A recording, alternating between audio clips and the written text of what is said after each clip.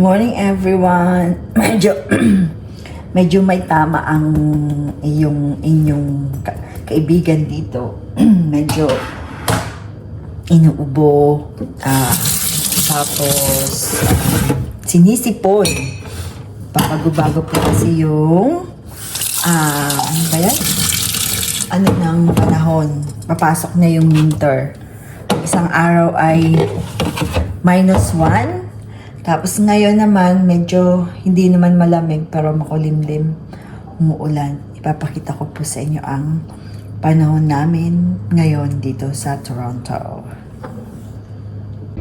Yan po. Yan, sarado na po ang pool namin. Bubuksan yan sa April. Mga second week of April na yan bubuksan. Kasi magpapasok na, hindi natin alam kung mag-snow or what. At least naka-ready na siya. So, wala na po yan. Sa spring na yan bubuksan. Ayan, maraming hulog ng dahon ang aking backyard. Pero, hindi po ako ang naglilinis niyan. Yung amo kong lalaki. Ayan. Medyo makulimlim.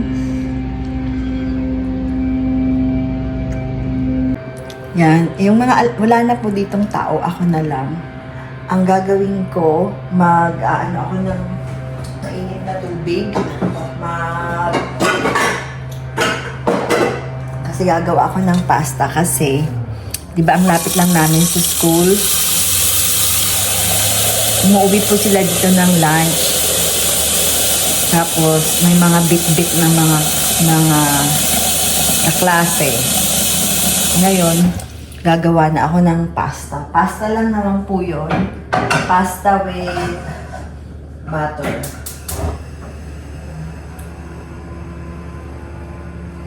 Pasta with butter or kaya bagel. Ganun lang po kasimple yung mga kinakain nila. Kasi yun nga lang, pagkaalis nila makalat yung bahay. Sa ngayon ay okay yung bahay, malinis. Pero mabilis lang na malinis, wala namang problema. Basta at least pag uuwi sila, may tao dito. Kaya nga, kailangan pa nila ako kasi syempre pag uuwi, at least may taong dadatnan. Kaya gagawa na pa ako ng magiging lunch 10:53 pa lang ngayon, 11:40 po ang lunch time. Gawa muna ako ng pasta. Napalitan na po yung dishwasher namin. Di ba na nasira? Tapos try nilang pinagawa pero hindi na daw magawa. Hindi, nagawa naman kaso minsan gumagana, minsan hindi. Sabi ng amo ko, no, I don't wanna do that anymore na pagawa ulit. Bumili na lang ako ng bago. Kaya yan, bago po itong aming dishwasher.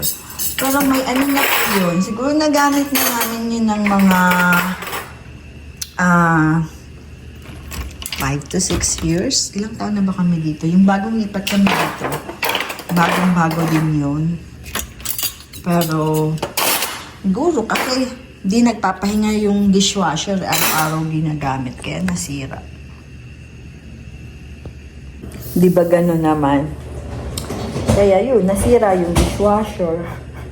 Kasi hindi sila naguhugas nasanay sa dishwasher. Ilalagay lang nila. Tapos pag sa gabi, niraran nila. Tapos ako naman sa umaga, ako ang naglalagay sa mga kanya-kanyang lagayan.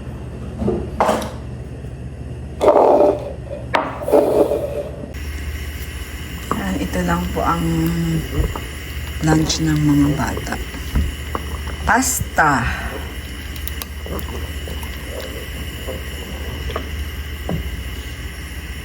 Dalawang bata lang po ang pumunta dito kumain. Yung alaga ko, tapos may kasama siyang isang kaibigan. Tapos, yung isa kong alaga, hindi ko alam kung saan siya nag-lunch. Hindi naman nag-text. Masama po ang pakiramdam ko. Inuubo ako, grabe. Yung tuyo, yung dry cough siya, naangkatin ng lalamunan. Nag-ano na po ako na lemon and honey na may ginger. Pero hopefully gumaling ako at grabe ang pakiramdam. Ang kanilang lunchbox, itong baon ng isang, yung kaklase niya, tama, yan ang mga baon nila. Cucumber and carrot. Ano lang po yan? Di yan luto, yung fresh lang. Tapos yan. Tapos, ano yata, ano ko na to para kukunin niya na lang mamaya pagpunta dito. Hindi ko alam, nasa taas sila, nasa kwarto ng alaga ko, naglalaro siguro. Yan, nakapagsaing na din ako. Rice is life.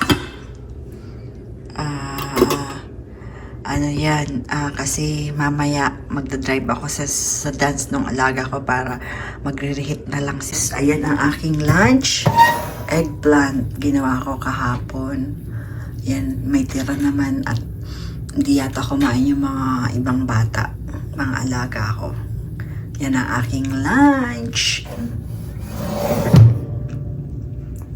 Yan, lunch po tayo. Nilagyan ko ng hot sauce. Ito po ang aking lunch. Mamaya na ako magra-rice pag uwi ko sa bahay. Pag dito po ako, ang lunch ko lang ay hindi rice. Kung ano, salad, bagel. Ito, para sa pag uwi ko po ng bahay sa gabi, doon na lang po ako nagra-rice. Para konti lang yun. Pag umiidad na po, health is wealth. Ganon eh. Yan, kain po tayo. Sarap. Eggplant. Parmesan. Kaya lang po mataas uric acid ng eggplant eh. Bihira naman pa akong kumain. Ito. Harap. Parang kakapanood ko kay Sis Jocelyn Barlam vlog. Yung vlog niya po ay mukbang. Sarap niyang kumain. Yung mga inahanda niya, Sis Jocelyn, to mukbang ng talong. Harap. Winston! It's okay! Winston! Winston, be nice! Winston! Oh, why did you do that? Not nice. Winston, you're not nice.